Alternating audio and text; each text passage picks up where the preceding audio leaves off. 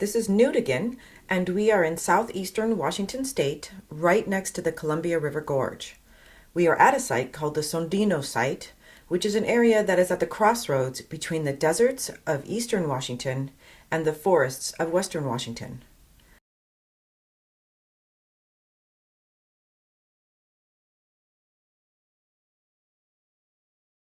This is an amazing habitat and one of the last refuges of the endangered western pond turtle in Washington state.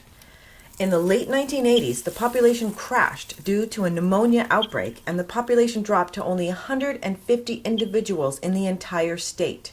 In 1990, the Western Pond Turtle Recovery Project was initiated, and the Washington Department of Fish and Wildlife purchased the land a few years later. Soon after the project began, a turtle head starting plan was implemented. Turtle eggs were and still are collected, hatched, and raised at the Woodland Park Zoo. They are released back into the area after they get to a certain age or size. This gives the young turtles a higher advantage for long-term survival. It was hoped that this strategy would bring the turtle population levels back up. So the western pond turtle population has not recovered like they were hoping. And whenever you are working with an endangered species and you're not making headway, you really need to look at a lot of different environmental factors that could be affecting this population. Because the land is state protected, the habitat is not being damaged directly by humans, and the outbreak of pneumonia, which caused the population to crash, is not evident. So what other things could be affecting the western pond turtle?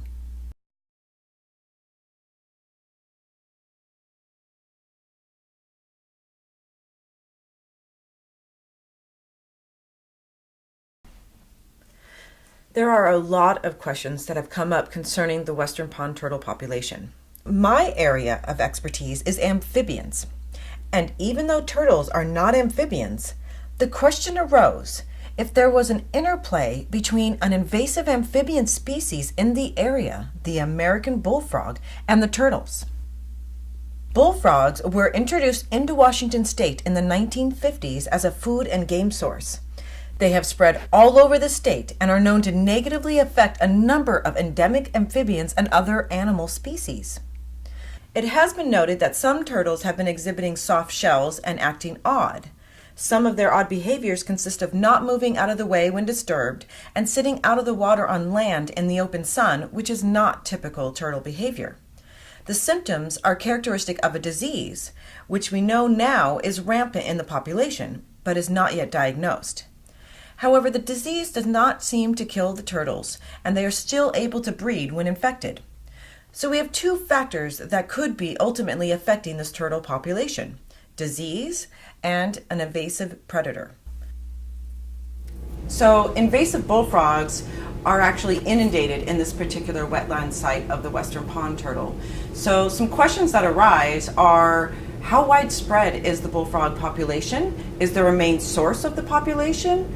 Are they affecting the turtles? And is there anything we can do to get rid of the bullfrogs?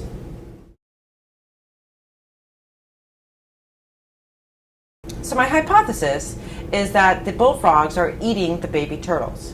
And the baby turtles come out for 2 weeks of the year. They emerge out of their underground nests and go down into the water where they have a kind of a safe refuge. And I think that the bullfrogs are sitting by those nests and picking them off as they come out of the nests before they can get to the water.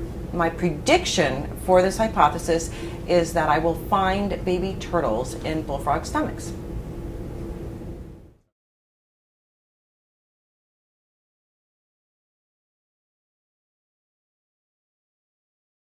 So in order to determine whether or not the bullfrogs are eating the baby turtles, we need to go out and collect bullfrogs and look in their stomachs.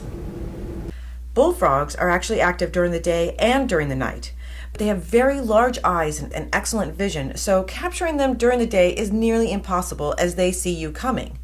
However, at night, if you take a flashlight and scan it across the water, you can see the very distinctive eye shine that the bullfrogs have because they have such large eyes.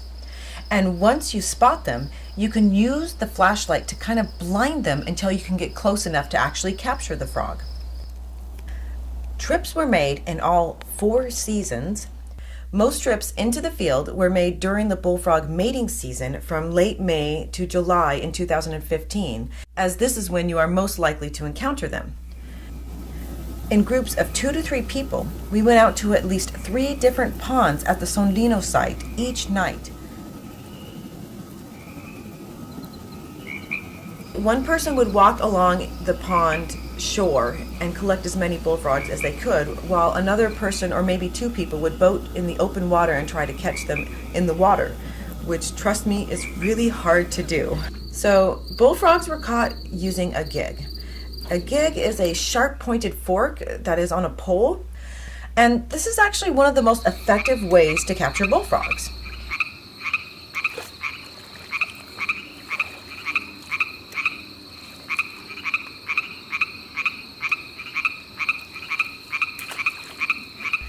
We also used dip netting for capturing tadpoles and even attempted fishing for bullfrogs during the day.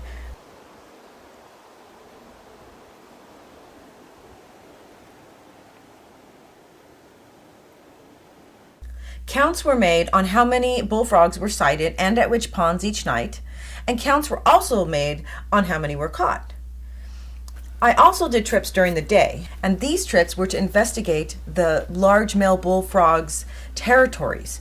So during the day, you can't get close to them because they can see you, but they still call, and you can kind of map out their general territory. So when you go back later on that night, you know exactly where to go locate the frog. The bullfrogs that were captured were euthanized and their stomach contents were checked and noted.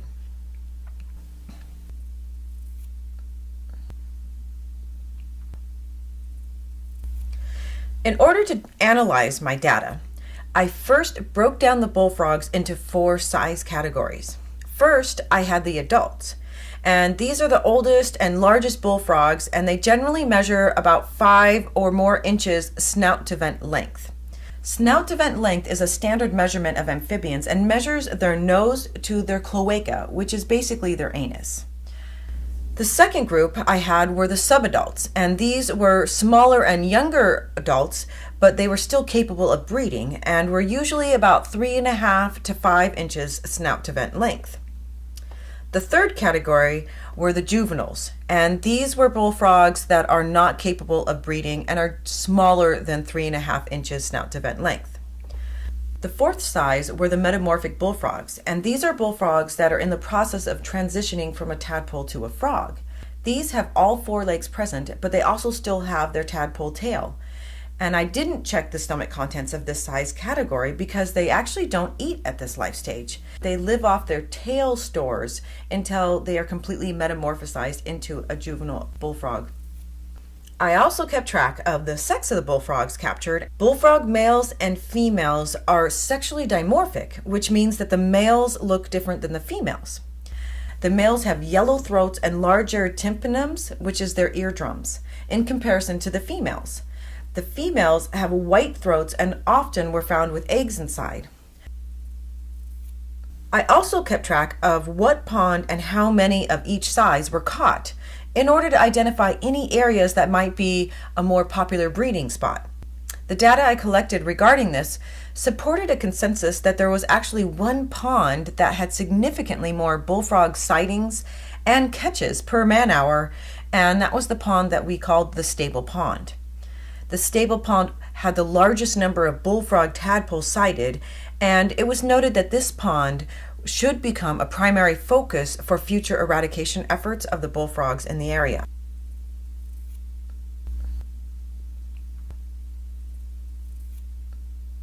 As for my original hypothesis, I inputted all the stomach content data that I collected each night into a large table.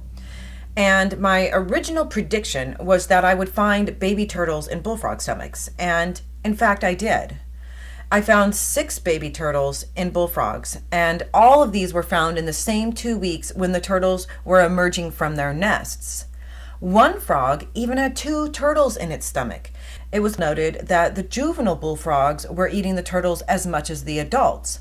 So even a fairly small and immature bullfrog had the capacity to eat a baby turtle. Since my prediction was accurate, My hypothesis was supported, and it was confirmed that bullfrogs are impacting the turtles by direct predation.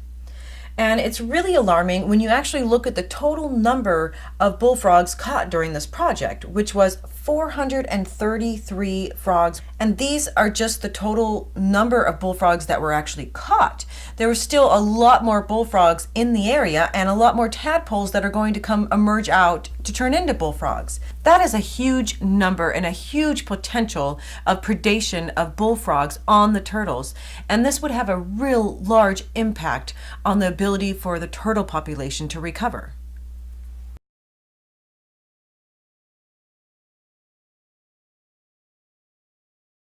The information gained from this project is being utilized by the Washington State Department of Fish and Wildlife, where they are now instigating a bullfrog removal project in the area so that the western pond turtles can hopefully have a population recovery.